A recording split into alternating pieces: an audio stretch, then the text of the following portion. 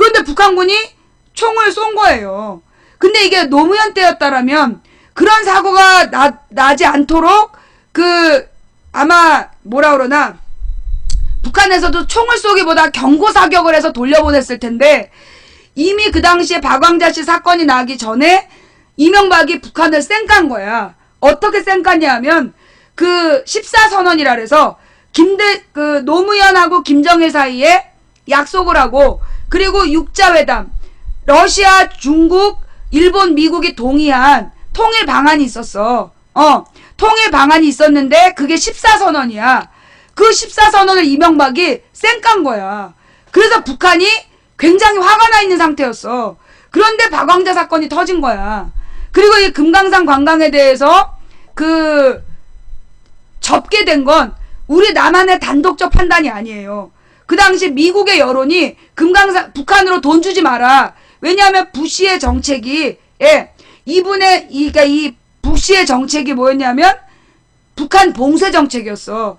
그런데 금강산 관광으로 돈을 주니까 경제 봉쇄 효과가 없다. 이래가지고 그거를 부시가 그만두라고 노무현 때부터 얘기했어요. 노무현 때부터 금강산 관광 중단하라는 요구가 있었는데 노무현이 무시한 거야. 개무시하고 계속해서 금강산 관광을 유지를 했던 거예요. 그거 나중에 다 뉴스에 나왔던 얘기들이야. 찾아봐. 검색해봐봐. 그래서 누구? 저 도배아내한테 신경 쓰지 마세요. 도배아내한테 신경 쓰지 말고, 누구야? 누가 시비 걸었어? 또, 내가 일부러 강퇴 안 하는 거야. 일부러 강퇴 안 하고, 30분 앉혀있다가, 강퇴하는 거야. 왜 강퇴를 시키냐면, 왜 30분 뒤에 강퇴를 시키냐면, 망치분 방송 처음 들어오면, 내 목소리가 너무 거칠어갖고, 애들이 적응을 못해. 기분 나빠하고. 근데, 30분쯤 듣고 있으면, 이제, 들리기 시작하는 거야. 그래서 이제 이 여자가 무슨 얘기를 하는구나 하면서 알아듣기 시작하는데, 그때 딱 강퇴를 시키면, 그게 효과 있는 거지. 그 열받아갖고 다음에 또 오거든. 난 매번 블랙을 시키는데,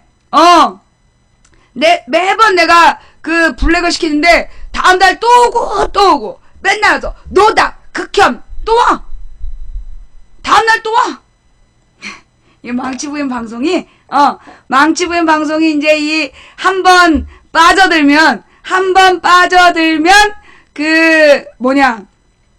약이 없는 중독이거든. 이놈의 SK통신, 계속해서 전화기 바꿔준다고. 나 최신 아이폰이야! 예. 자, 오늘 방송 한 3시간 했어요. 경제 위기까지 했고, 오늘 해야 될 얘기 다 했다. 오늘 방송한 이거 하나 더 남았다. 여기까지 하고, 다음 이야기는 현대자동차 실험. 예. 중독 이야기. 예, 망치부인 방송이 한번 중독이 되면, 이게 이제, 처음엔 되게 거친데, 내 말의 톤이, 나의 목소리 톤이, 멀리 퍼져나가고, 직선으로 들리는 톤이야. 그래서 내 목소리 한번 적응이 되면, 다른 사람 목소리가 안 들려. 내 목소리의 주파수가 약간 다르대. 그래갖고, 가령, 안녕하세요. 이렇게 얘기하면, 머리로 소리를 내고, 목에다 힘을 안 주는 거야. 이런 소리는 사실 이렇게 되게 아나운서들이 쓰는 목소리거든. 근데 내 목소리는 목청에다 소리를 내는 거야. 목청을 울려서. 그래서 이게 목을 상하게 해요. 근데 이 목을 상하게 하는 이 소리가 한번 적응이 되면 그 소리만 들려. 다른 소리가 안 들리고. 내가 학원 다닐 때 학원 애들이 처음에 내가 막 강의를 하면 선생님 목소리가 너무 커가지고요. 귀가 아파요 막 그래. 학원 강의실은 좁잖아. 난 마이크를 써본 적이 없어. 근데 애들이 한 달쯤 지나면 다른 선생님들이 목이 쉬어가. 왜 그러냐면 애들이 선생님 소리가 안 들려요. 안 들려요. 내 목소리에 적응하면 다른 선생님들 목소리가 안 들린다고 좀 크게 해달라고 그러는 거야. 그 다른 선생님들이 목이 막 쉬어가는 거야. 그게 내 목소리의 마법. 이게 한번 딱 익숙해지면 이게 잠잘 때도 들어야 되는 이 목소리를 들어야 잠이 오는 사람들이 있어. 중증이죠. 예. 근데 이 목소리가 사실은 좀 이렇게 독특하다 보니까, 그리고 막 되게 빠른 말로 막 소리를 지르잖아. 그래서 보안용으로 많이 쓴대. 옥탑방이나 그 반지하에 사는 그 처자들이 이 방송을 틀어놓으면 누가 다가오질 않는다고. 노팩트야? 그래. 너 맨날 노팩트라 그러면서 맨날 오더라? 넌 왜 와? 맨날 노팩트, 극혐. 그러면서 맨날 오더라? 이제 오지 마. 또 한 번 발견되면 혼난다? 다음 이야기는 현대차 실험 얘기예요. 예, 현대차 실험. 그 며칠 전에 현대차가 서울 시내에서 2대의 소나타를 정면 충돌시키는 시험을 했어요. 그거 아세요? 그게 이제 현대자동차의 매출이 계속 떨어지고 있어. 현대자동차의 매출이 계속 떨어지고 있는데 그 이유가 우리나라에서 파는 차와 미국에서 파는 차가 안전도가 다르다라는 소비자들의 불만이 있다. 그래서 우리나라에서 파는 차와 미국에서 파는 차가 안전도에 차이가 없다는 걸 증명하기 위해서 2대의 차를 정면 충돌시키는 굉장히 위험한 실험을 한 거예요. 대단히 대단한 실험을 한 건데, 여러분 지금 우리 국민들이 불만인 게 미국 차보다 우리 차가 안전하지 않기 때문에 화를 낸 게 아니잖아요. 그죠? 지금 현대자동차에 대한 국민의 불만은 우리나라 차하고 미국 차하고 똑같은 품질을 갖고 있는데 우리나라는 4천만 원에 팔고 미국에서 2천만 원에 파는 가격이 문제인 거잖아. 미국에서는 같은 차를 2,600만 원인가 팔아. 우리나라에서 4,300만 원짜리 차를 미국에서 2,600만 원에 파는 거예요. 그러니까 거기에 대해서 열받아가지고 국민들이 현대차를 안 사는 거야. 차라리 현대차 살 돈에 1,000만 원만 더 보태면 외제차를 사요. 지금 외제차가 한 5천만 원대야. 현대차 4천만 원짜리 살 거면 차라리 1,000만 원 더 주고 외제차 사겠다. 이런 분위기가 만들어진 거야. 그런데 지금 2대의 차를 충돌시켜가지고 마치 현대자동차가 미국에서 파는 차하고 한국에서 파는 차의 안전도 문제 때문에 안 산다고 한 것처럼 그렇게 하고 있으니까 현대가 망하는 거야. 근데 그 얘기 알아요? 롯데가 그렇게 잘 나갔던 거잖아. 근데 롯데가 왜 망하기 시작했냐 하면 그 123층짜리 제2 롯데월드를 짓기로 한 다음부터 기울기 시작했대. 그 얘기 들었어요? 롯데가 계속 잘 나갔는데 왜 구설수에 오르고 지금 롯데의 왕자의 난이 왜 일어났냐? 그 123층짜리 제2 롯데월드를 짓기로 한 다음부터 끊임없는 문제가 발생했대. 그 다음 또 하나. 현대자동차가 사실 우리나라 1등이 삼성전자, 2등이 현대자동차였어. 1, 2위 기업이었단 말이야. 그런데 현대가 뭘 한 다음에 이렇게 기울기 시작했냐? 무슨 10조 원짜리 땅 샀잖아. 3조 원짜리 땅을 10조 원의 땅을 샀어. 강남에. 한전부지. 강남의 한전부지를 그 평가 가액이 3조 원 나왔는데 10조 원을 들여서 그 땅을 사들인 거예요. 근데 현대가 그 다음부터 기울기 시작했대. 그래서 주가가 떨어지고 현대에서 그 10조 원 들여서 그 땅을 한전부지를 산 다음부터 주식이 폭락하고 그러면서 매출이 떨어지고 온갖 구설수에 휘말리고 있다는 거야. 재벌들이 막 잘 나갈 것 같아도 그게 그렇지 않은 예라 그러면서 누가 그 얘기를 하더라고. 그거 보니까 맞는 말이야. 그죠? 자, 하여튼 현대차 문제는요. 현대자동차 매출이 떨어지는 문제는 안전도가 달라서가 아니야. 미국에서 2,600만 원은 풀옵션으로 그냥 나가. 기본이. 근데 우리는 4,300만 원의 옵션을 돈 주고 사야지 그 안전도가 나와. 그걸 비판하는 거야. 내가 볼 때 현대자동차가 미국하고 동급 가격으로 팔면 내가 볼 때 현대자동차가 완전히 싹쓸이 할 거라고 봐. 미국에서 소렌토나 소렌토 산타페가 효자라고 막 자랑을 하는데 우리나라에서 지금 소렌토 산타페를 미국 가격으로 팔아봐. 그러면 나도 살 거야.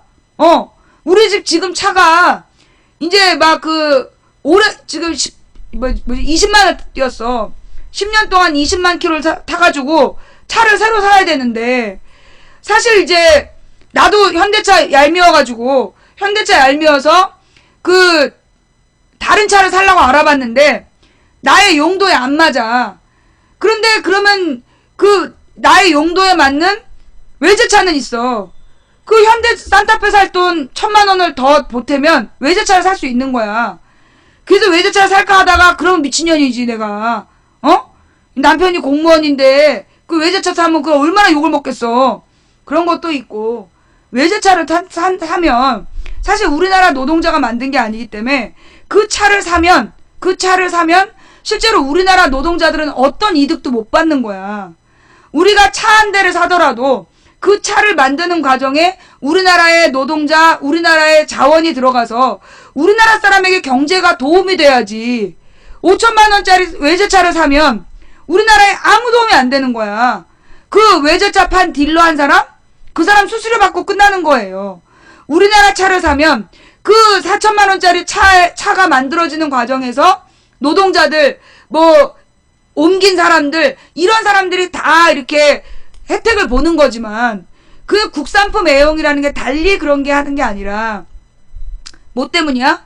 우리나라 노동자들이 만든 걸 사야 우리나라의 일자리가 만들어지는 거예요. 그래, 여러분들이 마트에서도 우리나라에서 만든 물건을 사는 습관을 들여야 돼. 그리고 메이드 인 베트남, 메이드 인 필리핀, 이런 거 사지 말라고. 왜? 메이드 인 베트남이나 메이드 인 필리핀 같은 건 그거는 사실 우리나라 노동자에게 아무런 혜택을 안 주는 거란 말이야. 그러니 여러분들이 소비를 제일 많이 하는 데가 마트잖아요. 마트에서 물건을 살 때 꼭 안을 뒤집어 보고 한국에서 만들었다라는 거를 골라 사는, 조금 돈이 비싸도 한국에서 만든 거를 골라 살 때 그게 우리나라 노동자의 일자리를 지키는 길이야. 그래서 내가 지금 빨리 차를 사야 되는데 이놈의 이제는 에어컨도 잘 안 나와. 한 10년 되니까 에어컨도 잘 안 나와요. 이 빨리 차를 사야 되는데 이 현대자동차가 미국이랑 같은 값으로 팔면 내가 즉각 사겠어. 그 같은 차를 왜 미국에서 절반 값에 팔어? 내가 왠지 그 현대 기아차를 사면 호갱인 것 같잖아. 호갱되는 느낌이라서 못 사고 있는 거예요. 그러니까 지금 현대 기아차가 할 일은 미국 차랑 같은 가격을 만들면 되는 거야. 미국 차랑 같은 옵션이면 미국 차랑 같은 가격. 미국 차랑 같은 안전도를 가진 차를 왜 한국에다만 2배로 팔어? 한국 국민이 호갱으로 보여? 미국의 같은 조건의 차 가격을 우리나라에도 똑같이 적용하라. 그게 우리가 주장하는 거예요. 미국의 수출, 가격 경쟁력을 갖고 수출을 많이 하기 위해서라고 주장한다면 뻥까지 마. 지금 미국에서 파는 차는 미국에서 만드는 거야. 수출한 거 아니야. 여러분 그거 알죠? 미국에서 지금 돌고 있는 현대자동차는 우리나라에서 만들어서 보낸 거 아니야.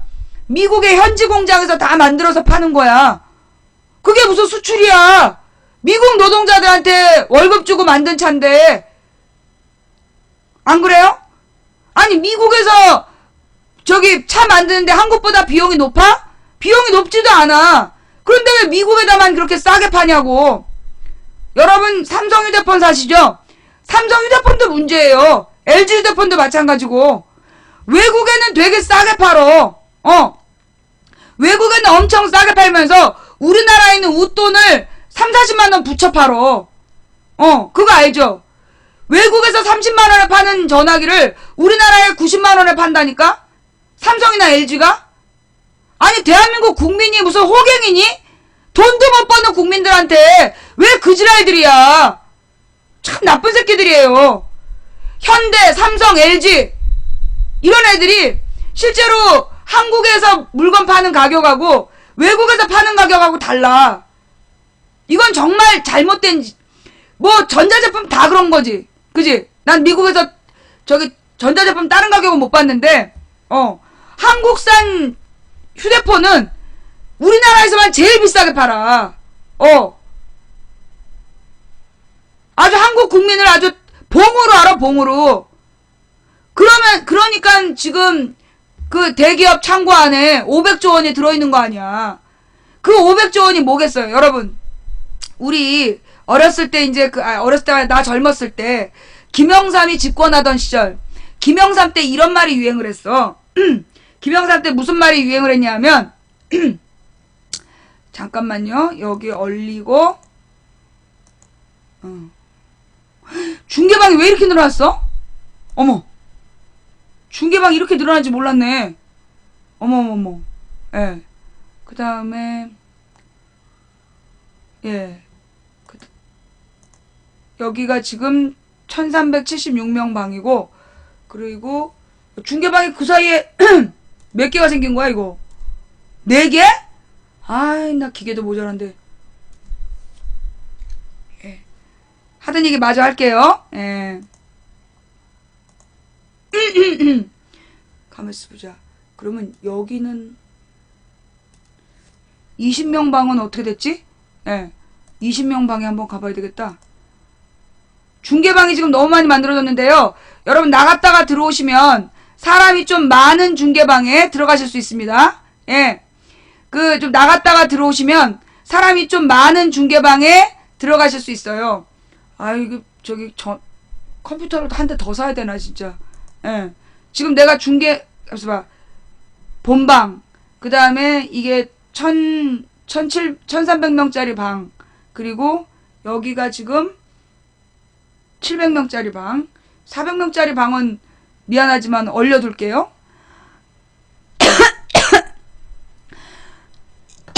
여긴 얼려뒀구나. 자, 나는 지금 1376명짜리 방과 그 다음에 795명짜리 방을 보고 있어요. 아, 이 방에서 난동 피웠어요? 미안해요. 예.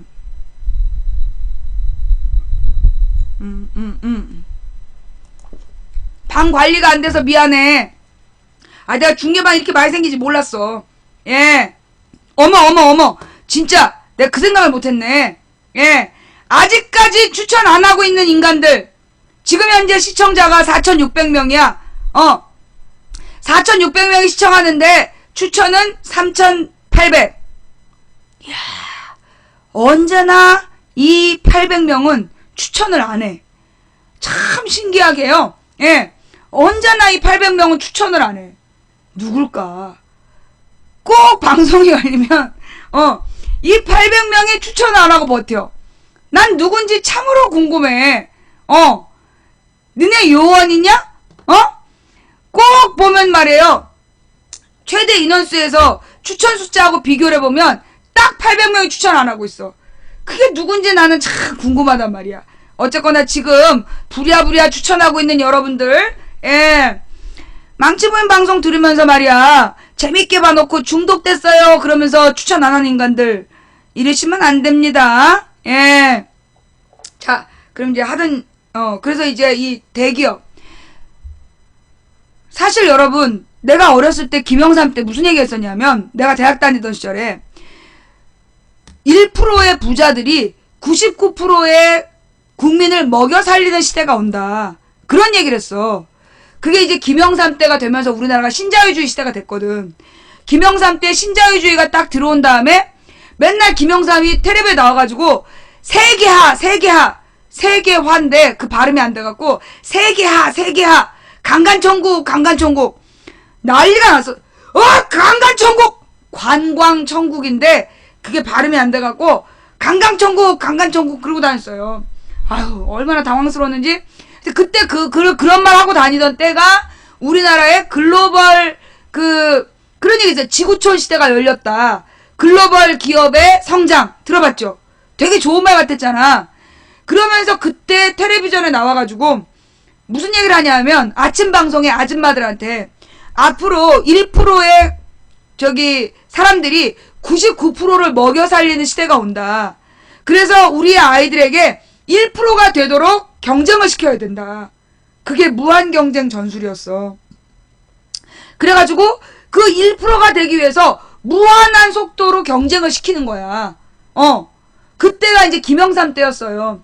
그러면서 노무현 때 뭐라 그랬냐면, 노무현 정부 때 노무현이 2005년에 얘가가 아니라 노무현 대통령이 빡쳤어요.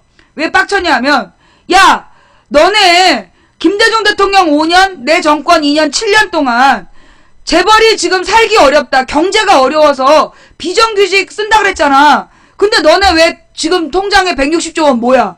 너네 창고에 쌓아둔 160조 원이 뭐야? 이러면서 노무현 대통령이 화를 냈어요. 그러면서 이제 대기업이 분배를 해야 된다. 대기업이 노동자들에게 돈을 나눠줘야 된다. 그러니까 비정규직을 모두 정규직으로 바꿔라. 그러면서 주장을 했어요. 예, 후원해주신 모든 분께 진심으로 감사드립니다. 그렇게 딱 주장을 했는데, 그랬더니만 어떤 일이 발생했느냐, 이건희가 나와가지고, 이게 무슨 사회주의도 아니고, 공산주의도 아니고, 욕을 하면서, 무슨 분배를 얘기하냐고, 자본주의 국가에서. 그런데 이미 OECD의 일반적인 선진국들은 다 분배를 했단 말이야.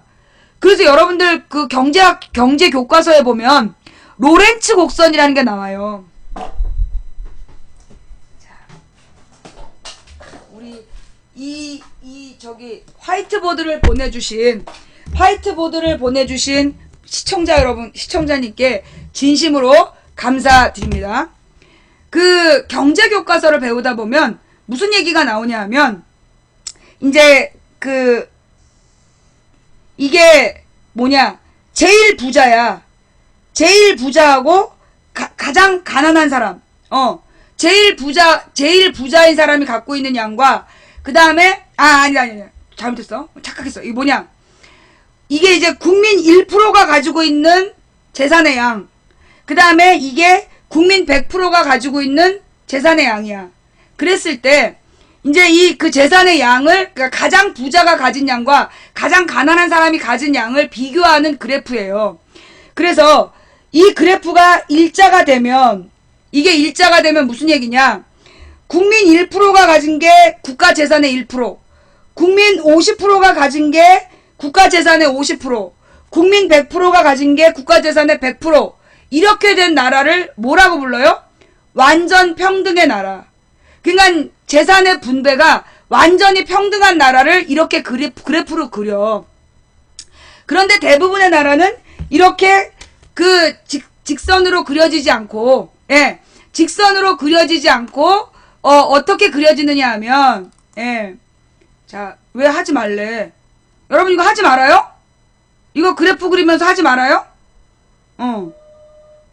잠깐만요. 자, 이게 무슨 얘기냐? 잘 들어. 이거 해요 말아요? 요거 그래프 그리면서 설명하지 말아요? 이거 해요? 해도 되죠? 보기 싫으면, 보기 싫은 시청자 여러분들 계시죠? 예, 우주 플리즈 꺼져. 우주 플리즈 꺼져. 너 이거 돈 주고 배워야 돼, 새끼야! 자, 이걸 반대로 그려야 돼서 내가 지금 헷갈리는 건데, 이렇게 그리는데, 이렇게 반대로 그려야 되죠. 그죠?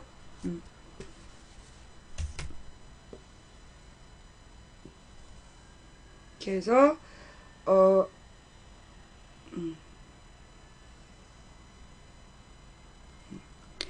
이런 그래프가 그려져. 이게 뭐냐 하면, 실제로는 아까처럼 그렇게 일직선으로 그려지는 게 아니라, 가난한 사람들이 갖고 있는 양은 굉장히 작아.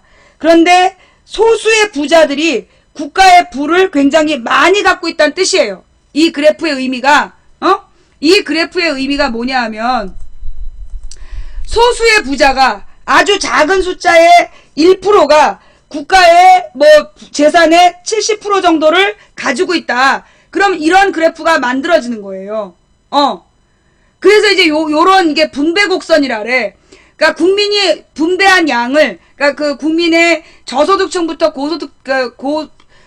부자부터 가난한 사람들까지 그 사람들이 갖고 있는 양을 절대량으로 계측해서 그래프를 그려보면 보통 이런 그래프가 그려지는 거야.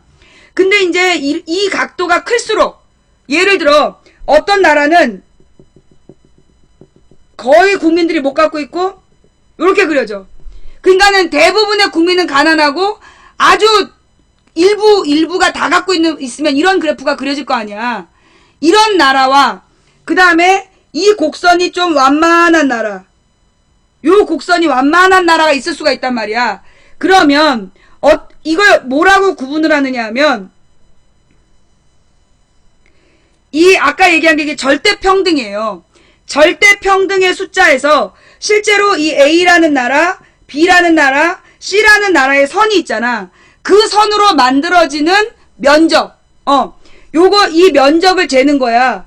그래서 이 면적이 얼마를 차지하느냐. 그러면 이 삼각형 있잖아요. 요 삼각형 중에 A 나라의 이 분배 곡선, A 나라의 로렌츠 곡선이 만들어내는 이 면이 몇 분의 1이냐. 이 삼각형에서 차지하는 몇 %이냐를 따지는 거야. 그래서 이게 작을수록, 차지하는 면적이 작을수록 뭐라고 불러? 선진국. 작을수록 선진국이라고 부르고, 이 면적이 클수록, 이 곡선이 이렇게 가파를수록 뭐라고 불러? 후진국이라고 부르는 거야. 이걸 경제에서 가르쳐요. 예. 그 경제에서 이걸 가르치는 이유가 뭐냐 하면, 진위계수. 진위계수로 만들어지는 그러니까 그 진위계수라는 게 요 몇 분의 몇이냐를, 숫자로 표현한 거예요. 결국 이제 이 삼각형 안에서 빈부의 격차가 만들어내는 곡선과의 만들어진 면적, 요 빗금친 면이 전체 삼각형 중에 몇 %이냐, 요걸 나타내는 숫자가 진위계수이고, 그 진위계수가 작을수록 선진국이야. 그런데 진위계수가 클수록 후진국이 되는 거예요. 숫자가 클수록. 그죠? 그렇게, 맞지? 내가 지금 가르친 지 몇 년 돼갖고 헷갈리는데, 이게 이제, 이런 걸 각 나라에서 계산을 해요. 그래서 이걸 발표를 해. 왜 발표할까? 이걸 발표하는 이유가 뭘까? 왜 빈부격차가 작을수록 선진국이라고 그러고, 빈부격차가 클수록 후진국이라고 그럴까? 이게 경제학에서 가르치는 거야, 애들한테. 경제 교과서에. 다른 말로 선진국은 분배에다가 신경을 더 많이 쓰는 나라라는 거예요. 빈부격차를 줄이는. 그런데 빈부격차를 줄이는 방법이 뭐냐? 세금을 통해서 줄이는 거야. 그걸 뭐라 그러냐면, 그 전문 용어 좀 찾아와봐. 부자에게는 누진세를 걷고, 가난한 사람에게는 세금을 줄여줘서, 세금으로 빈부격차를 줄이는, 세금으로 빈부격차를 줄이는 방법이 있어요. 그렇게 만들어진 걸 조세 정의를 확립한다 그러고, 그러니까 이제 재산세나 상속세에서 누진율을 적용을 해가지고, 누진율을 적용을 해서 그런 거야. 1,000만 원을 버는 사람은 300만 원을 세금으로 내. 그럼 이 사람은 소득의 30%를 세금으로 낸 거잖아. 근데 100만 원을 버는 사람은 10,000원만 세금으로 내.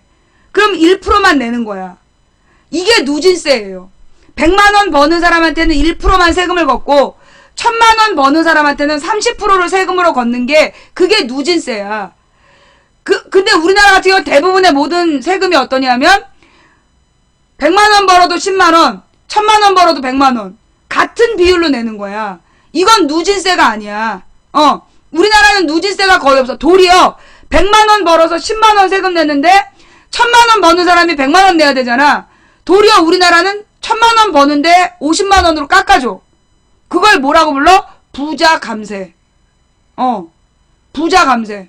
도리어 우리나라는 도리어 부자들한테 세금을 깎아주는 거야. 말이 안 되죠. 그러니까 선진국은 부자들한테 30% 걷고 가난한 애들한테 1%를 걷어서 이 세금으로 빈부격차를 줄이는 효과를 내는 거야. 그게 국가 정책으로 나와. 근데 우리나라는 도리어 부자들에게 세금을 깎아주고 가난한 사람들에게는 악착같이 세금을 걷는 거야. 솔직히 얘기할게요. 내가 그러니까 2012년에 대선이 있었잖아. 2012년에 대선이 있어가지고 그때는 시청자가 3,000명이었어. 그래서 그 3,000명이라서 소득이 제일 높았어. 이제까지 아프리카에서 방송한 중에 제일 높았어. 3천만 원 가까이 됐던 것 같아. 그런데 그때 그 연소득이 3천만 원 가까이가 됐는데 그 소득을 기준으로 2013년에 세금을 낼 때 한 사람의 비용을 2천만 원으로 잡고 1,000만 원을 그 소득이라고 봤어. 그래서 세금을 냈단 말이야. 근데 내가 2012년에 돌아왔을 때 우리 시청자가 1,500명이었어. 그러니까 나의 소득도 훨씬 줄어드는 거야. 그러면 이제 원래 나의 소득이 2천만 원을 비용으로 할 때는 2천만 원을 비용으로 하고 1,000만 원이 소득이었는데 내가 2012년에 2,200만 원인가 이렇게 벌었어. 2012년에. 그러면 나는 내 소득이 200만 원이라고 생각하고 그러면 나의 건강보험료도 줄고 다 줄겠구나라고 생각을 한 거야. 근데 어떻게 되는 줄 알아? 2013년까지 이명박 때까지는 200만 원을 비용으로 잡아줬는데 박근혜가 되면서 2천만 원이 아니라 1,000만 원만 비용으로 잡은 거야. 그러면 3천만 원 벌다가 2,200만 원으로 떨어졌는데 나의 소득이 그럼 800만 원 줄었잖아. 그런데 세금은 늘었어. 왜? 1,000만 원을 비용으로 삭제하고 1,200만 원을 소득으로 잡은 거야. 실질 소득이 800만 원이 줄었는데 세금 소득은 1,200으로 늘은 거야. 왜 그러나 했더니 딱 2천만 원에서 3천만 원 소득자한테만 그걸 적용한 거야. 2천만 원에서 3천만 원 번 사람들, 그 사람들한테만 그런 방식으로 세금을 더 늘린 거야. 그래서 연소득이 2천에서 3천만 원인 사람이 가장 조세 부담률이 높아. 기가 막히죠. 그리고 연봉이 7천만 원, 6천만 원 넘는 사람 있잖아. 그 사람들은 비용을 더 많이 인정해줘. 비용을 이 연봉이 높을수록 비용을 5, 6천 이런 식으로 높게 인정을 해주기. 똑같이 2천이 아니야. 연봉이 몇 억이 되는 사람들 있잖아요. 연봉 7천만 원 이상인 사람들, 이런 사람들은 우리랑 비용 측정이 달라. 기가 막히죠. 그래서 걔네들은 세금을 더 안 내. 이게 박근혜 정부에서 만든 조세 제도의 변형이야. 그리고 옛날에는 대학 강사들한테 세금 내라고 신고를 안 했어요. 세금, 사업자 신고하라고 강을 안 했어. 왜냐하면 그 대학 강사들의 소득이 너무나 형편없기 때문에 그 사람들한테 세금을 안 걷었어. 그런데 이제는 그 대학 강사들한테, 대학교에서 왜 그 시간 강사하는 사람들 있잖아. 그 사람들한테도 사업자로 신고하라고 그러고, 소득 신고를 하라고 그래. 그리고 세금을 걷겠다 그러고. 그런데 좌우지간 내가 그래갖고 2013년보다 12년에 소득이 줄었는데도 건강보험료를 더 많이 냈어. 그 전에 20만 원 내다가 2014년부터 13년 소득을 기준으로 해서 24만 원을 내고 있는 거야. 더 많이 냈어. 근데 나의 자산이 한 1억 6천 대. 이 집이 내 이름으로 되어 있는데 은행이 더 많은 지분을 갖고 있기 때문에 나의 자산이 1억 6천밖에 없어. 거기다 나의 소득이 1년에 연소득 1,000만 원 정도밖에 안 돼. 그러면 연소득 1,000만 원에 그 다음에 자산이 1억 6천인 내가 건강보험료를 24만 원을 내. 그 다음에 국민연금 12만 원을 내고. 그러면 이건희나 이런 재벌들은 나보다 재산이 10만 배, 재산이 10만 배, 소득이 10,000배야. 그러면 이 사람들은 건강보험료 얼마를 내야 되겠냐? 이 사람들 건강보험료 나보다 최소 10,000배 내야 되잖아. 아니, 그리고 내가 건강보험료가 왜 이렇게 많냐고 그러니까 재산과 소득 때문이래. 나의 재산과 소득 때문에 그만큼의 건강보험료를 내야 된다는 거야. 더 부잣집 자식들은 자기 소득 없다고 거짓말로 지네 아버지한테 붙어서 건강보험료 한 푼도 안 내는데 우리 같은 아프리카는 우리가 매번 별풍선 환자한테 세금을 다 내거든. 그냥 세금 신고하는 걸 봐갖고 소득이 있다고 판단을 한 거야. 그냥 우리보다 더 부자는 세금 안 내도 잡지도 못하면서 우리 같은 코 묻은 돈에다가는 악착같이 세금을 걷고 그 세금을 근거로 해서 건강보험료를 걷는 거야. 이건희가 계산해보니까 나보다 재산이 10만 배, 소득이 10,000배가 많아. 그러면 건강보험료를 10,000배 더 내야 되잖아. 그게 상식이잖아. 그래야 그게 누진세는 아니더라도 나보다 소득이 10,000배가 많으면 10,000배를 내는 게 맞잖아. 그런데 어떤 줄 알아? 재벌들은 200 몇십만 원이 최고래. 건강보험료 상한가가 있어서. 소득이 10,000배가 많고 재산이 100,000배가 많은데 우리 같은 서민은 몇천만 원짜리 학고방도 그것도 재산이라고 건강보험료 붙이고요. 그 다음에 중고차 한 대를 사도 건강보험료가 3, 4만 원이 올라요. 재산이 늘었다고.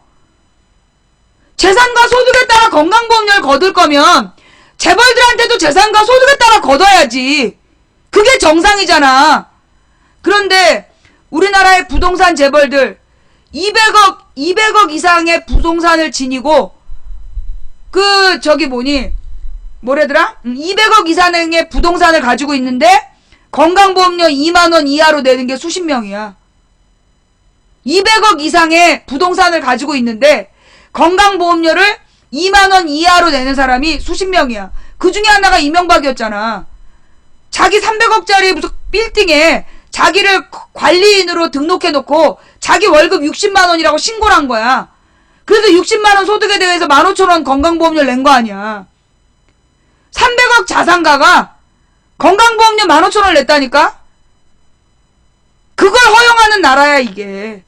이 나라가 얼마나 그지 같은 나라냐고. 어? 아니에요. 이게 부동산이 많은 사람은 소득하고 재산 둘 중에 뭘로 선택할 수가 있어. 소득과 우리 같은 월급쟁이들은 이게 영세 자영업자나 이런 우리같이 소액 버는 사람은 소득과 재산을 기준으로 내는데 부자들은 소득과 재산 둘 중에 하나로 선택할 수 있어. 기가 막히죠. 그것도 돈이 많은 사람들은 돈이 많은 사람은 소득과 재산 중에 선택할 수 있어. 그래서 60만 원 소득이라고 거짓말로 신고하고 그걸로 돈을 내는데 잡지도 못하는 거야. 그러면서 이 월급쟁이들은 2천만 원에서 3천만 원 버는 월급쟁이들은 유리지갑이잖아. 근로소득세를 내잖아. 그 사람들한테 뒤따 세금을 받아 챙기는 거야. 이 천하의 쳐죽일 놈 새끼들. 오늘 이 얘기 처음 들으신 분, 오늘 부자들의 세금 제도에 대해서 오늘 처음 들으신 분, 심지어는요, 이건 건강보험료만 그렇게 깎아주는 게 아니라, 건강보험료만 그렇게 깎아주는 게 아니라, 모두 깎아주느냐, 모두 깎아주느냐면, 그새 또 바뀌었네, 기업에서 내는 세금이 있어. 기업이 내는 세금. 그게 뭐야? 법인세. 법인세라는 게 있어. 그 법인세를 어떻게 했는 줄 알아요? 이명박이 수십조 원을 깎아줬어.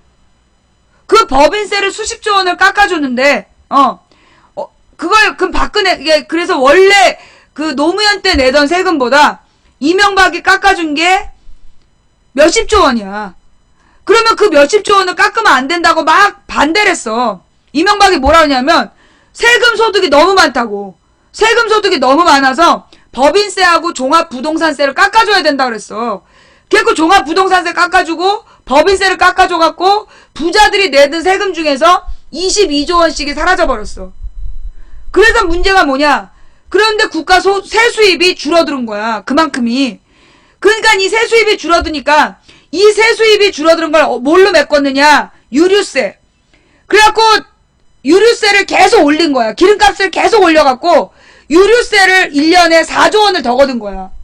원래 내는 세금이 있는데 원래 이만큼을 걷는데 여기다 4조 원을 더 거둔 거야. 유류세로. 기름값을 올려갖고 그 당시 기름값이 올라가면 세금이 올라갔거든. 기름값을 올려서 세금을 올린 거예요. 그런 거 하고 그 다음에 우리 같은 소비자들한테 영세 소득자들한테 세금 올리고 그 다음에 범칙금 더 걷고 그런 짓을 했어. 근데 박근혜는 더 했어. 이거는 박근혜가 어떻게 하면 됐냐 하면 이명박 때 깎아준 법인세 종합부동산세를 거두면 되는 거야. 그러면 그 20조 원의 세수입 빵꾸가 안 나는 거야. 근데 박근혜가 어떻게 했는지 알아요? 법인세 더 깎아줬어. 박근혜가 종합부동산세 부활도 안 시키고 법인세 더 깎아줬어. 심지어 부동산 투기범들한테 부동산 투기범들이 가지고 있는 집으로 임대사업을 하면 세금 혜택도 줘. 부동산 투기범들이 집을 많이 살았잖아. 집을 수십 채를 살았는데 그 수십 채의 집에 대해서 임대사업을 하면 임대업으로 등록하면 세금 혜택을 줘. 기가 막히죠. 그러니까 우리나라가 부자들이 살기 너무 좋은 나라야. 옛날에 노무현 때 재벌들이 노무현을 협박할 때 뭐라 그랬냐면 자꾸만 법인세를 내라 그러면 그렇게 많이 내라 그러면 우리 기업 빼겠다. 삼성이 그랬어. 자기 삼성 본사를 다른 나라로 옮기겠다고. 그러면서 협박했었어. 그랬대 막 우리 국민들이 어머 삼성이 이사가면 어떻게 하면서 막 벌벌 떨었단 말이야. 그런데 삼성이 다른 나라로 가면 즉시 체포된대. 삼성 본사가 다른 나라로 가면 그게 다른 나라에서는 이 삼성이나 롯데 같은 방식으로 기업을 소유할 수 없는 거야. 알까기. 지금 삼성이나 롯데나 우리나라 현대나 이런 대기업들이 어떻게 소유를 하냐면 지주회사라는 얘기 들어봤죠. 맨 처음에 모기업에 주식을 다수를 보유해. 근데 이 회사 얼마 안 되는 회사야. 근데 이 회사가 다른 회사에다가 주식을 투자해서 대주주가 돼. 그러면 이 두 회사의 주주가 얘가 되는 거야. 요만한 애가 이 회사의 주주가 되고 이 회사도 주주가 되는 거야. 그 다음에 이 회사가 또 다른 회사에다가 투자를 해가지고 요만큼 투자를 해서 대주주가 돼. 그러면 이 회사를 다 얘가 주인이 되는 거야. 그래서 결국 롯데가 전체 지분의 2%, 이건희가 전체 삼성 계열사의 6%, 이걸 가지고 지금 전 재벌을 지배하고 있는 거야. 어려운 말로 순환 출자. 외국에선 이게 금지되어 있어요. 외국에선 이런 식으로 기업이 그 문어발식으로 순환 출자로 확대할 수 없어. 그러면 이거는 공정거래법 위반이 되는 거야. 그러면 그 외국에서도 다른 나라에서는요, 감히 이런 식으로 기업을 운영할 수가 없는 거야. 그러면 세금을 어마어마하게 내게 되는 거야. 그래서 지금 재벌들이 안 빼는 거예요. 근데 마치 세금을 많이 걷어서 자기네들이 언제나 떠날 수 있는 것처럼 본사가 외국으로 가면요, 그 나라에 맞춰서 세금 내야 돼요. 그러면 지금 삼성현대, 롯데 이런 애들 세금 무지막지하게 내야 돼. 지금 저 창고에 있는 500조 원의 절반 가까이 내야 돼. 그래서 안 나가는 거야. 그래서 우리나라로 그런 기어이 돌아오는 거예요. 망치 부인 세월호 잊으면 안 되는 거 맞는데 씨발 자꾸 세월호 드립치고 시민의 통행권 어쩌고 저쩌고 어그로 시켜. 그래 미안해. 네가 듣기엔 조금 수준이 높았어 우리 방송이. 네 수준에 맞춰서 막 욕하고 게임하고 그래야 되는데 못해서 미안하다. 잘 가. 행복하길 바래. 자. 그래서요, 이게 우리나라가 이 재벌들에게 너무 많은 특혜를 주고 재벌들에게 탈세 혜택. 부자들은 세금 제대로 안 내요. 그거 알죠? 내가 그걸 어떻게 알았냐? 옛날에 내가 영업사원 했다 그랬잖아. 내가 이제 무슨 외국계 보험회사에 다니면서 이제 보험을 파는 거야. 외국에서 만든 보험회사에서. 근데 그 보험회사에서 대단한 연금 제도를 만들었어. 연금 상품을 만든 거야.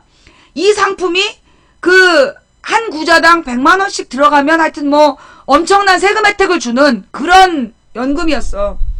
이걸 갖다가 부자들한테 파는 거야. 그러면 부자들은 그 연금을 들어서 세금 혜택을 보기 위해서 연금을 드는 거야. 자기 이름이 아니라 자식 이름으로. 그러면 이게 1년에 3,500만원까지인가는 무슨 증여세를 안 내도 되는 그런 그지 같은 법이 있었어. 그러니까 1년에 그러면 그 100만원짜리면 1년에 한 구자 해봤자 1,200만원이잖아. 세 구자를 들어주는 거야. 두 구자 반이나. 그래서 만땅으로 이게 일본 말이죠. 꼭 채워서 그 증여세를 면제받을 수 있는 금액까지 연금을 들어주는 거야. 1년에 3천, 10년이면 3억이야. 1년에 3천, 10년에 3억, 20년이면 6억이 되는 거야. 그런데 연금 상품 하나만이겠어? 연금 상품 하나만이 아니야. 애들이 태어나자마자 걔가 태어났다는 이유만으로 이 애한테 주식 몇 프로를 줘. 주식 1%인데 몇천억이야. 그래서 돌제비들이, 재벌의 돌제비들이 대주주인 경우도 있어요. 재벌, 무슨 신문기사 났었어. 미취학 아동이면서 대주주인 아이들. 어마어마한 주식을 갖고 있는 애들의 숫자가 나온 적이 있었어, 기사로. 그렇게 나라를 운영하는 거야. 근데 하여튼 내가 이제 영업할 때 보니까 그런 금융상품들을 계속 개발을 해. 그 금융상품들을 개발을 해갖고 탈세를 하는 거야. 그런데 우리가 팔 때 뭐라고 파느냐? 절세라고 팔아. 절세 상품. 말이 근사하잖아. 절세 상품. 세금을 절약하는 상품인데 토껴놓고 탈세지 그건. 내야 될 증여세를 내지 않기 위해서 변칙 증여를 하는 거야. 변칙 증여를 하는 다양한 상품을 금융사가 갖고 있더라고. 그러면서 우리나라의 부자들이 어떻게 탈세하고 어떻게 자식들한테 변칙적으로 재산을 증여하는지. 왜 증여를 하느냐? 만약에 죽은 다음에는 죽으면 상속세로 절반을 내야 돼. 지금은 그것도 줄어들었어. 이명박 박근혜 들어서서 상속세도 줄어들었는데, 원래 국제적으로 다른 나라 이게 자본주의가 맨 처음에 만들어졌을 때는 어떤 분위기였냐면 10%를 하나님께 세금으로 내고 10%를 자기 소득으로 삼고 80%를 재투자하는 게 자본주의였어요. 여러분 그거 알아요? 자본주의가 맨 처음에 만들어졌을 때 자본주의를 만든 사람들이 누구냐 하면 프로테스탄트, 즉 청교도들이었어. 이 청교도들이 열심히 일해서 하나님의 축복을 확인하는 게 돈을 버는 거라 그러면서, 그러면 이 돈은 하나님의 돈이다. 100%다 하나님의 돈인데 그 중에 10%를 하나님께 헌금으로 드려서 이 온전히 하나님의 돈이다라는 걸 인증한 뒤에 10%는 자기의 생활비로 쓰고 80%는 재투자라는 거야. 일자리를 늘리는 그게 자본주의의 원래 방식이었어요. 그래서 그때 만들어진 법에 의하면 상속세가 50%야. 어떤 나라는 60%. 왜? 그 아버지가 죽으면서 남긴 돈은 그건 원래 자식이 가지면 안 되는 돈이다. 왜냐하면 이 자본주의가 맨 처음에 모든 재산은 하나님의 것이다라는 철학에서 출발했기 때문에 상속세가 되게 많았어요. 그래서 그 상속세는 사회를 위해 쓰여져야 되는 돈이다. 그래서 부자가 죽으면 돈의 절반은 나라에 내고 절반만 자식들이 나눠 갖는 거. 그게 자본주의의 원칙이었어. 그런데 이게 1980년대 지나서 90년대부터 흐트러지기 시작한 다음에 지금 각 나라의 상속세가 40%대로 줄어들었어요. 부자들이 40%대로 상속세를 줄였어. 그것도 지금 안 내겠다는 거야. 그것도 안 내고 살아서 증여를 하는 거야. 변칙 증여를. 그러면 얘네들이 돈을 받은 다음에 어떡하겠어? 부모를 쌩깔 수 있겠지. 어떻게 하는 줄 알아? 변칙으로 증여해놓고 그 돈을 담보로 잡아. 부모가 변칙으로 증여한 재산을 담보로 잡아. 명의는 그 자식 건데, 명의는 손주하고 자식 건데 그 재산에 담보를 잡아놔. 그래서 자식들이 함부로 그 재산을 처리할 수가 없는 거야. 야, 부자들이 그러고 살아. 그게 부자들이 돈 관리하는 방법이야. 이 썩을 놈들이죠. 그걸 허용하는 나라가 우리나라야. 다른 나라는 그게 안 돼. 그게 안 되니까 어떻게 하는 거야? 탈세 섬이 있잖아. 왜 세금을 탈세하기 위해서 가짜 회사를 만들어 놓고, 왜 있는데 그거? 어느 지역에다가 페이퍼 회사를 만들어 놓고 조세피난처. 무슨 섬 있지?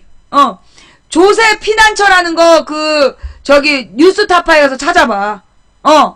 버진 아일랜드인가?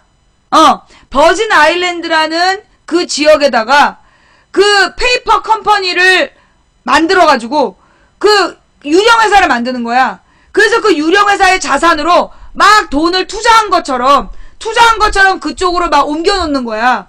그러면 이 버진 아일랜드는 그 있는 돈에 대해서 제대로 세금을 안 걷어. 그러니까 우리나라의 부자들이 자기들의 재산을 그 조세 피난처로 옮겨놓는 거야. 이 페이퍼 컴퍼니라는 거는 서류상 존재하는 회사. 여러분 미생 봤죠? 미생이란 영화 봤지? 미생이란 영화에 보면 거기 박 과장이 나오잖아. 드라마에. 그 박 과장 나쁜 새끼가 어느 무역을 중개해주는 회사를 하나 차려놓고 지네 친인척들 박아놓고 현지인으로 만들어진 회사라고 뻥까다가 장그래한테 걸린 장면 나오잖아. 그런 회사를 페이퍼 컴퍼니라 그래. 가짜 회사. 서류상만 존재하는 회사인 거야. 그런 회사를 만들어서 돈을 투자하는 척 거기로 재산을 도피하는 거야. 재산을 도피. 우리나라에도 그 조세피난처에 엄청 많은 재산을 이미 다 숨겨놨다는 거야. 옛날에는 스위스은행이 그 일을 했어. 옛날엔 스위스은행이 묻지도 따지지도 않고 돈을 저축해주고 그 정보를 누구에게도 공개하지 않는, 그래서 스위스은행이 그 일을 했어요. 돈을 빼돌리는 곳으로. 그런데 몇 년 전에 스위스에서 법이 바뀌었어. 그래서 스위스에 있는 재산을 누구의 것인지 확인이 가능한 거야. 스위스에 있는 그 비밀 계좌를 국가에서 통보하면 그걸 확인할 수 있게 된 거야. 그리고 난 다음에 사람들이 조세피난처로 옮긴 거야. 조세피난처 새로 만들어갖고 그쪽으로 재산을 빼돌린 거야. 그걸 뉴스타파가 다 추적을 해가지고 조세피난처 쳐봐요. 엄청 많은 영상이 뜰 거야. 그런 애들이 지금 전쟁이 나도 두렵지 않은 거야. 버진 아일랜드에 여러분이 계좌 하나쯤 가지고 거기에 수천억에서 몇 조 원 정도 꽁쳐 놓으셨다라면 전쟁 나도 상관없는 거지요. 쥐뿔도 없고 지금 부모님한테 얹혀 사는 주제에 군복 입고 전쟁하러 간다고 떠벌린 친구들아. 그 전쟁은 너희들을 희생시킬 전쟁이 아니야. 누굴 위한 전쟁이냐고. 누굴 위한 전쟁이야. 이 전쟁을 해서 누구에게 이익을 줘? 아무에게도 이익이 없는 전쟁을 기어이 하려는 이유가 뭔데? 결국 정권에 뭘 위해서? 정권의 이득을 위해서야. 오늘자 한겨레 그림판이에요. 우리는 지난 한 달 동안 남북 무력 충돌 위기라는 극심한 고통을 겪었어요. 그런데 그 고통의 결과, 그 밑에 이 권좌를 쥐고 있는 백성들은 이렇게 개고생을 하고 있는데 얘네들은 남북 긴장 관계로 지지율 올랐다며 이걸 뭐라 그래? 적대적 공생관계. 겉으로는 싸우면서 실제로는 이득을 주고받는 관계죠. 예. 자, 아까 내가 얘기하다 만 게 있어. 뭐냐 하면 그 이회창 총풍 사건. 그게 뭐냐? 어저께 내가 잠깐 얘기했는데 어떤 놈이 오늘 아침에 막 와가지고 주장을 하는 거야. 이회창 때 총풍 사건이 2008년 대법원에서 무죄 판결을 받았다. 그래서 당당하게 떠드는 거야. 나는 그래서 내가 모르는 사이에 무죄 판결 받은 줄 알았다? 이 새끼 거짓말한 거야. 2003년에 이미 총풍 3인방이 2003년에 대법원 형 확정이 됐어. 상고심에서 2년 3년씩 징역형이 확정돼갖고 다 처벌 받은 거야. 근데 굉장히 당당하게 이회창 총풍 사건은 그 대법원에서 무죄 판결 받았다가 뻘짓하고 있더라니까. 그 당시 뉴스에다 나왔어요. 근데 무죄를 받은 게 한 사람이 있어. 누구냐 하면 그때 국가정보원장이 그 내용을 알았냐 몰랐냐, 알면서 방조했느냐 이 혐의를 받았는데 걔가 무죄를 받았어. 진짜 몰랐다고 뻥을 쳤나봐. 걔는 무죄를 받고 실제로 그때 북한에다가 신문기사로 나왔던 얘기예요 이거. 북한에다가 이회창 선거 캠프에서 북한에다가 총기 사고를 일으켜달라고 부탁을 하는 거야. 3명이 접촉을 해가지고 북한에다가 총기 사고를 일으켜달라. 그러면 그 총기 사고로 언론이 대대적으로 공안몰이를 하고, 그러면 지금 이회창이 여론에서 지고 있는데 여론이 뒤집어지고 선거에 압승한다 라는 계획을 세워가지고, 그래서 북한에다가 총기 사고를 요구했던 거야. 그런데 그 사건이 나중에 발각이 돼서 그 2003년에 형 확정을 받은 사건이에요. 그게 총풍 사건이에요. 예. 그게 총풍 사건이야. 그걸 이상호 기자가 취재했던 거 아니야, 20년 전에. 20년 전에 이상호 기자가 취재해서 그거를 밝혀버린 사건이라고. 그래서 해당 3인방이, 총풍 3인방이 유죄 판결을 받은 사건인데, 그걸 갖다가 대법원 판결에서 무죄 받았다고 개뻥을 치더라니까? 근데 너무 당당해서 나도, 그래? 2008년에 무죄 받았어? 근데 이상하더라고. 찾아보니까 개뻥이었어. 야, 이 썩을 놈들이에요. 그러니까 여러분, 당당하게 거짓말한다 그래서 그 여러분이 내가 잘못 알았나 하지 마세요. 즉시 검색해보시면, 뉴스를 검색해보면 다 나와요. 물론 우리나라 뉴스가 지금 검색이 참 어렵게 해놨어. 특히 네이버의 정확도 순은 안 정확해. 네이버에서 뭘 검색하면 정확도 순이라고 나오는 뉴스 있잖아요. 정말 치밀하게 안 정확한 뉴스를 올려놨어. 그 네이버의 정확도 순이라는 게 뭐냐면 클릭을 많이 한 뉴스들이야. 일부러 어떤 사안이 딱 있잖아요. 어떤 사안이 딱 나오면 그 사안에 대해서 가장 이상한 논조의 신문을 막 기계로 클릭을 해서 그걸 정확도 맨 위에 올려놔. 이 네이버의 정확도 순 기사가 가장 안 정확해. 그러니까 여러분들이 네이버에서 기사 검색을 할 때는요, 기간을 검색해야 돼요. 특정 기간을 검색해서 가령 뭐 2007년 1월부터 12월로 한정하고 가장 오래된 순 또는 가장 최신 순 이렇게 검색을 해야 정확한 뉴스를 알 수 있어. 이게 요원들이 네이버를 장악하고 검색어를 가지고 다 조작을 해놨어. 얼마나 기가 막히는지 몰라. 그걸 기계로 조작하는 거야, 기계로. 그래서 여러분들이, 이 뉴스를 바라볼 때 그런 뉴스를 제대로 똑바로 봐야 된다까지, 적대적 공생관계를 해소해야 된다. 이게 우리나라의 그 한한상 부총리였나? 한한상 총리였나?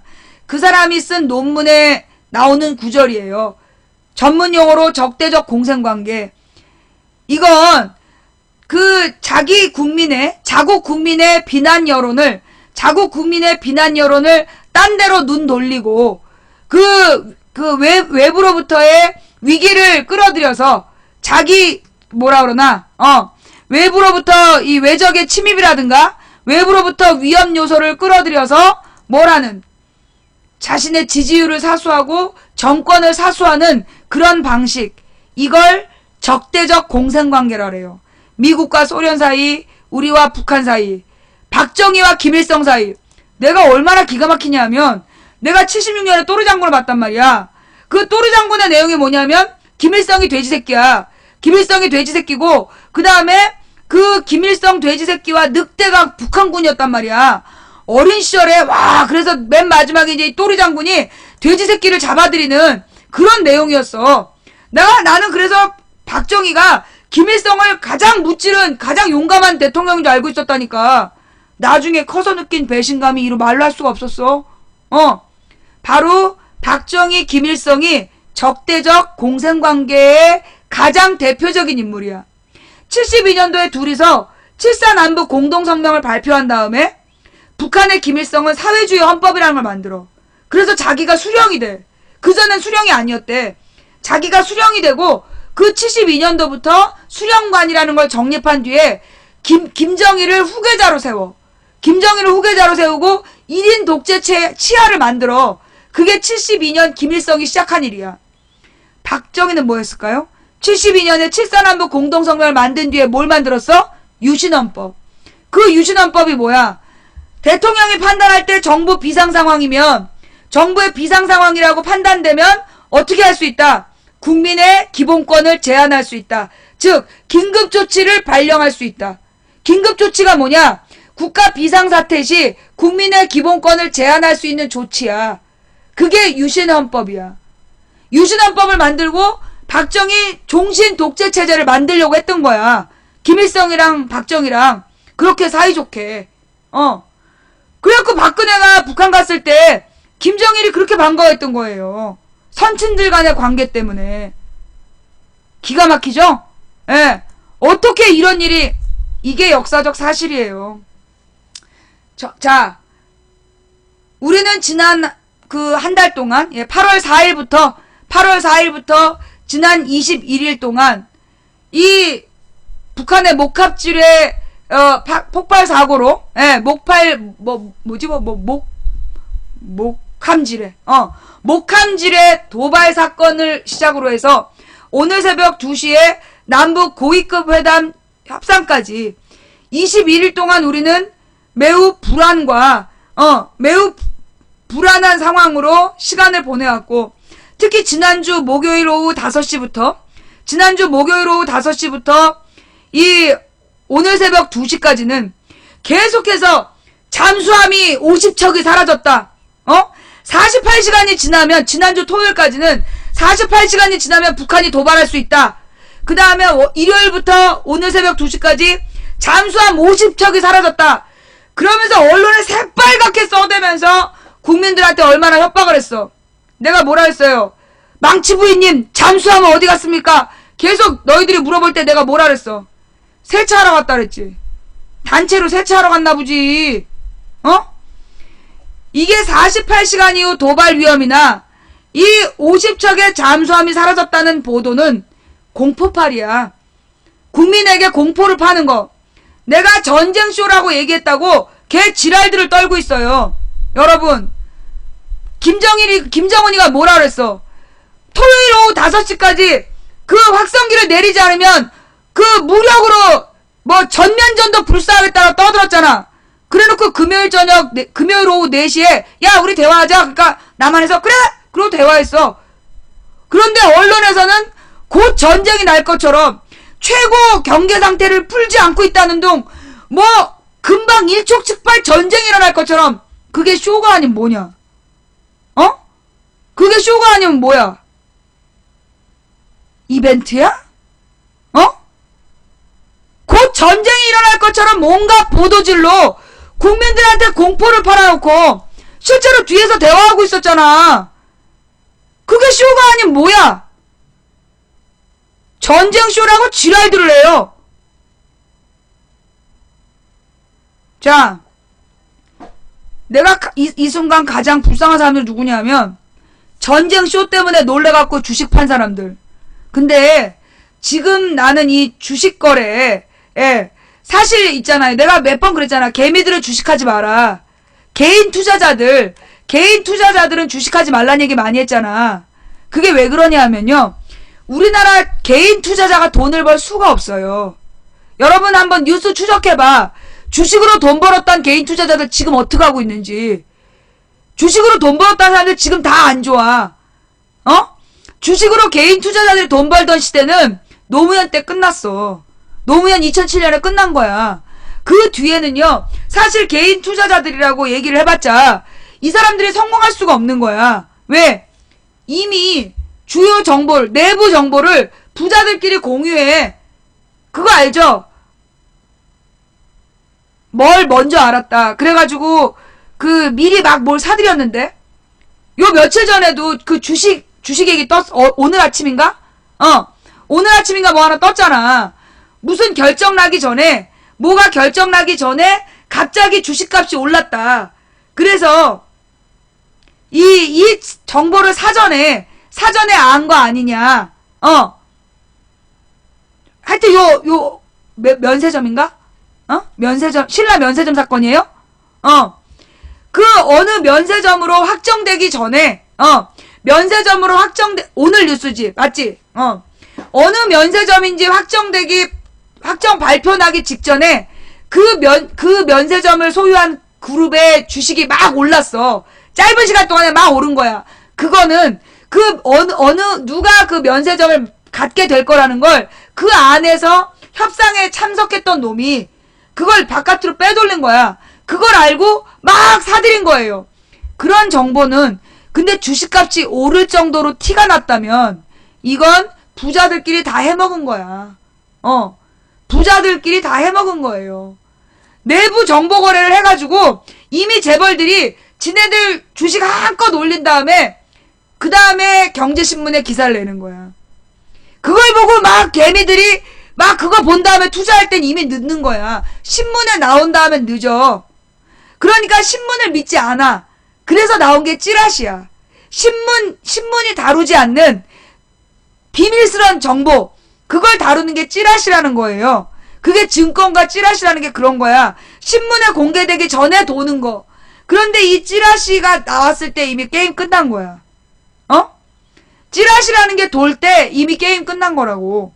이미 부자들이 자기네들끼리 다 돌려. 주식 다 돌려서 최고치를 뽑아 먹고 그 다음에 찌라시를 씩 흘리고 그 다음에 기사를 내서 개미들을 낚는 거야. 그래서 개인 투자자는요, 이명박 박근혜 정부에서 절대 돈을 벌 수 없어요. 이게 일부러 경제뉴스도 이미 한물 간 것들을 블루칩이라고 팔어.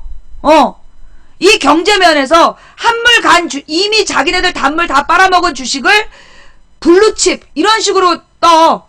이미 블루칩이라고 떴을 때는 단물 빠진 칩이야.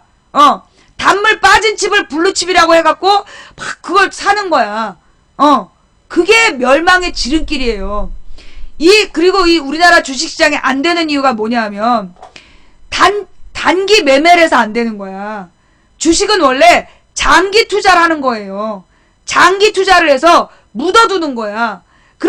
그러면서 그 배당금을 받을 마음으로 영업이익을 내서 배당금을 받을 마음으로 장기 투자를 해야 되는데 주식값이 오르고 내리는 그 환매 차익을 얻으려고 하기 때문에 우리나라 주식시장이 거품이 부른 거야.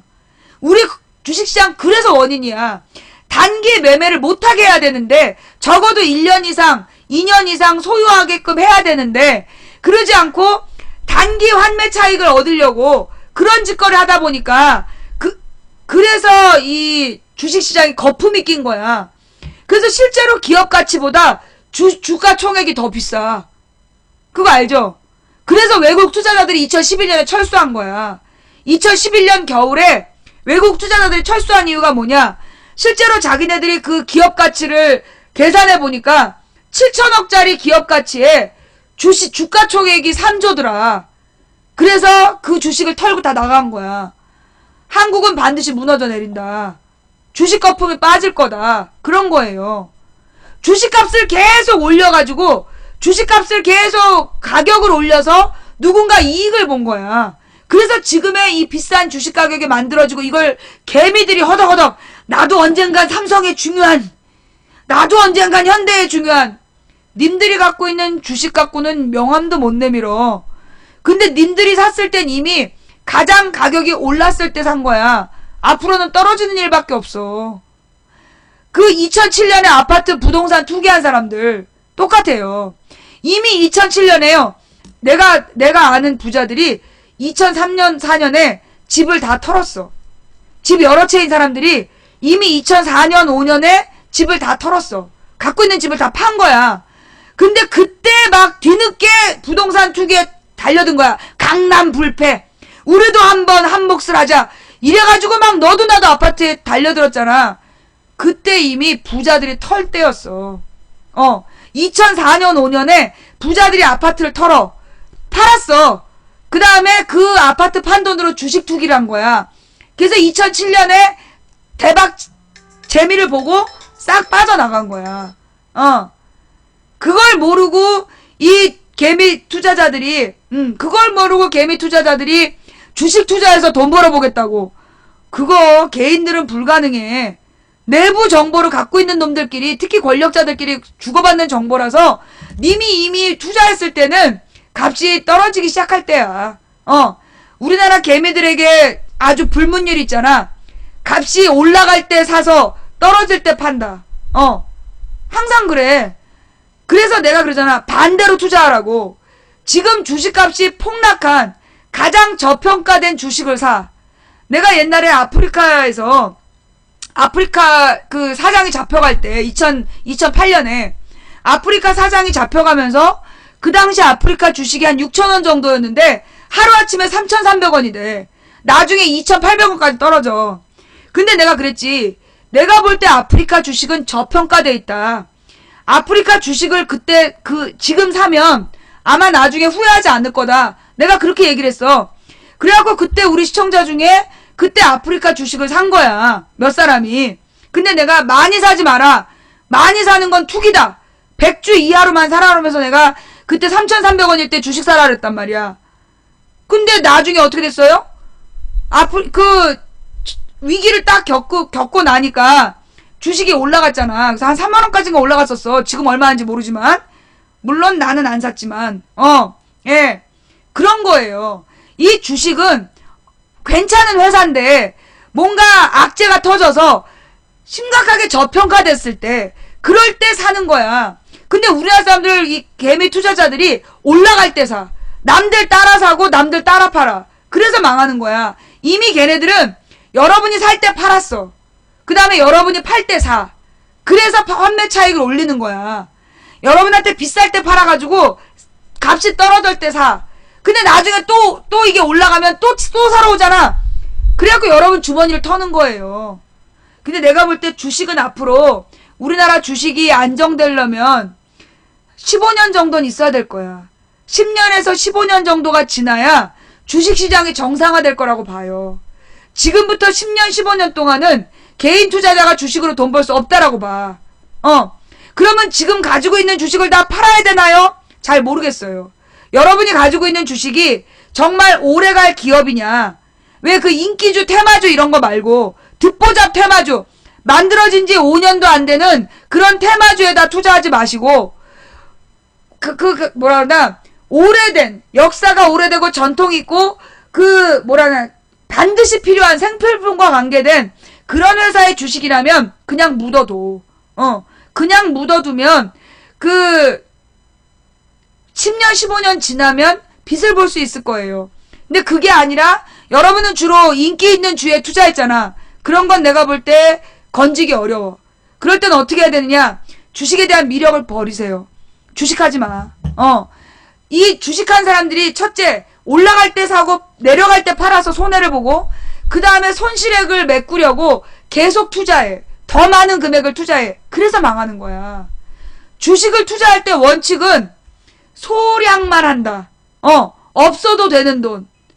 잊어버릴 만한 돈으로 장기 투자한다. 오래 묻어두는 거. 그게 주식의 정석이야. 워렌 버핏이 말한 거야. 워렌 버핏이 주식에 투자하는 정석 2가지를 알려줬어. 첫 번째가 뭔데?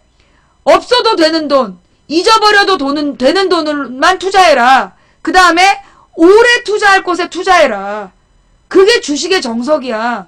근데 우리나라의 주식시장이 발달한 게 김영삼 때예요. 김영삼 이전에는 주식으로 돈 버는 사람이 없었어. 신자유주의가 들어오고 신자유주의들이랑 같이 주식 금융 자본이 들어온 거야. 그래서 단기 환차익 재미를 보는 인간들이 생기면서 김대중 노무현 때 주식시장이 급성장을 해요. 김영삼 때 시작해서 김대중 노무현 이후 15년 동안 급성장을 해. 이걸 이명박 때 대판 사기치고 빠진 거야. 거품으로 사기치고 빠진 거야. 그 거품을 박근혜 정부에서 유지하고 있는 거야. 그런데 지금 우리나라만 그런 게 아니라 중국도 그렇게 유지됐고 미국도 런던도 어느 정도 거품이 있었어. 근데 우리보단 작았지. 지금 각 나라에서 주식이 폭락하는 건 거품이 빠지는 중이에요. 이 거품은 어디서 생겼냐? 노동자의 일자리를 만들어서 그 노동자가 소비 능력을 갖게 되고 그래서 생필품을 소비하고 생필품 생산이 늘어나는 경제적 선순환을 해야 되는 돈을 일자리를 만들지 않고 임금을 주지 않고 그 돈을 주식 투자하고 부동산 투기하고 그래서 돈 넣고 돈 먹기를 해버린 거야. 그러면서 돈 넣고 돈 먹기를 하느라 가격이 계속 올라간 거야. 아파트 값도 그랬잖아. 지금 그 거품이 빠지는 중이에요. 그래서 내가 볼 때 지금부터 시작해서 한 5년은 아주 굉장히 참혹한 경제 위기가 올 거라고 봐. 5년에서 10년 동안. 문제는 뭐냐? 우리나라의 박근혜는 이 경제 위기를 이겨낼 리더십이 있느냐야. 우리나라의 지금 박근혜는 지금부터 5년에서 10년 동안 무지 혹독한 세계 경제 위기가 닥칠 텐데 그걸 이겨낼 리더십이 있느냐. 이명박 박근혜 정부가 그걸 해결할 리더십이 있느냐야. 안타깝게도 우리나라에는 김대중 노무현 대통령도 이미 서거했어. 김대중 노무현 때는 나라가 완전히 망했는데 그 망한 나라를 재건을 하고 선진국 11개국 대열에 세웠어. 두 사람의 경제 리더십이. 그런데 지금 이명박 박근혜는 그 11위였던 나라를 끌어내린 거야. 남들이 다 어려워지는데, 다 같이 어려워지는데, 우리만 수직 낙하하고 있는 거야. 이걸 되살릴 능력이 없어. 그래서 내년 총선이 중요한 거야. 오늘은 여기까지. 예. 노무현이 부동산 투기했냐? 노무현 때 부동산 투기 막으려고 얼마나 고생했냐, 노무현 대통령이. 근데 그 부동산 투기한다고 그 부자들이 뭐 강남 불패 그러면서 개질했던 거 아니야. 그걸 노무현 탓으로 돌리면 안 되지. 자, 오늘 방송은 여기까지 할게요. 오늘 방송 너무 길었죠, 또. 어떻게 오늘 또 4시간 했어. 예. 자, 오늘 방송 들을만 하셨나요?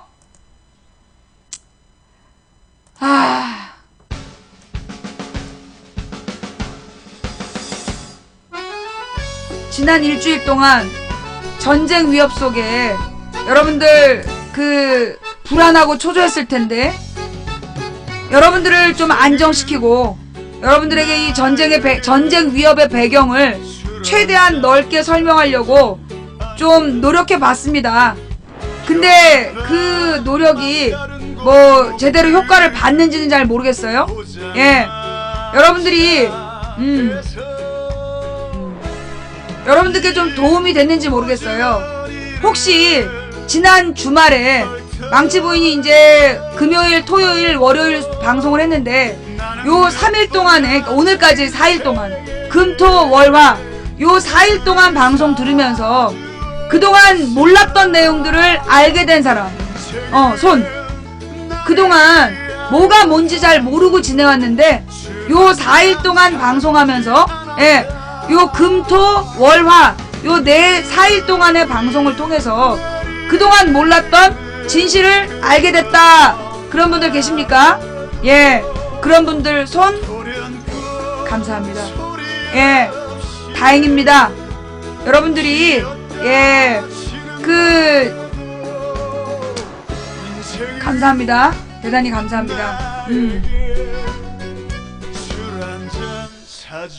네.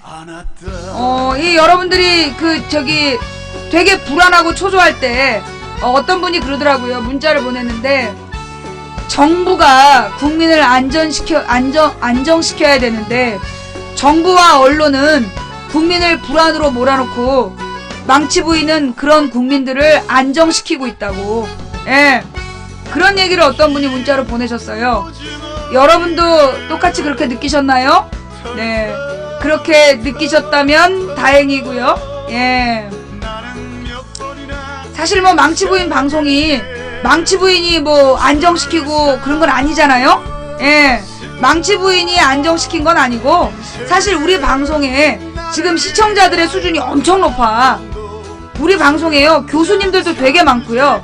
교수님들도 굉장히 많고, 무슨 전문가들이 되게 많아. 그래서 이런 분들이 어떤 문제가 생기면 전문 정보들을 막 올려주세요. 그래서 우리 시청자분들이 우리 망치부인방 뭔 일이 생기면 망치부인방에 오고, 망치부인방에 고급 정보가 있기 때문에 이 우리 방송이 살아남는 것 같아요. 근데 내가 그랬잖아. 너무 이렇게 뜨면 정 맞는다. 오늘도 여러분 많이 보셨죠? 망치부인 신고하겠다. 2년 왜 안 잡혀가냐? 쟤들이 화났어.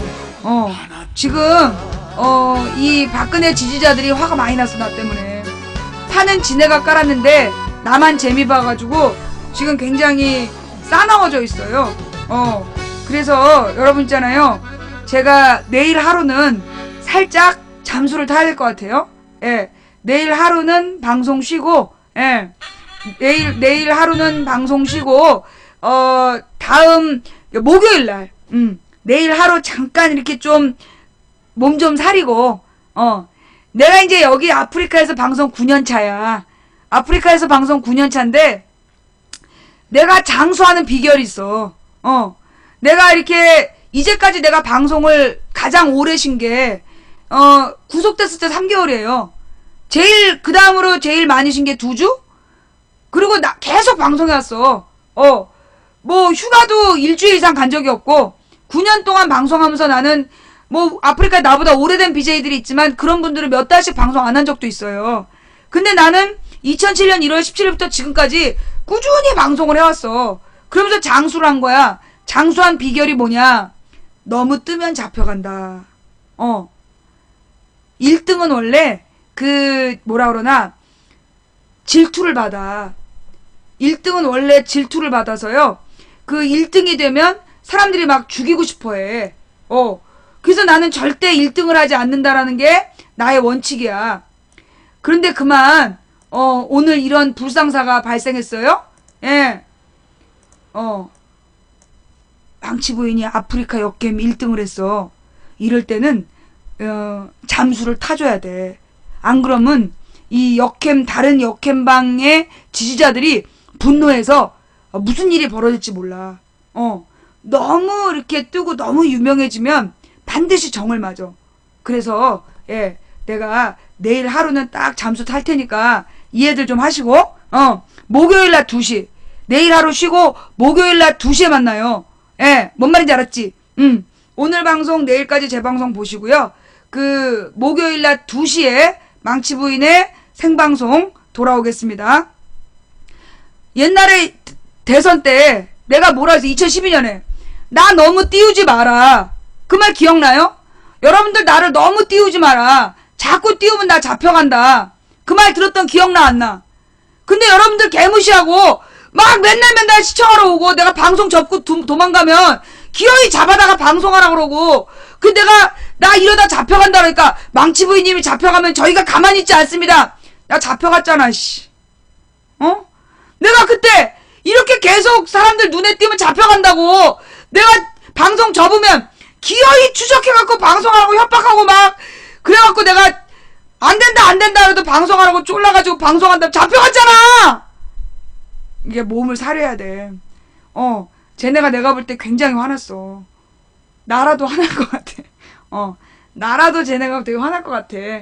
지네가 판 깔았는데 내가 경제위기 문제를 들통을 파헤치는 바람에 쟤네가 굉장히 화가 나 있는 것 같아서 일단 이럴 때는 우리가 딱 잠수 타야 돼.